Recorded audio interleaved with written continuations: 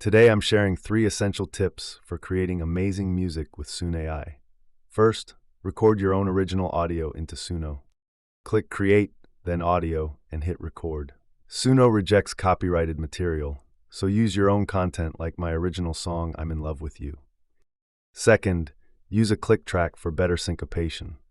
Simply tap a rhythm before recording to help Suno understand how your melody aligns with the beat. Third, optimize your settings. When creating, use descriptive prompts like blend R&B and neo-soul genres with gospel choir backgrounds. Add brackets around lyrics for background vocals.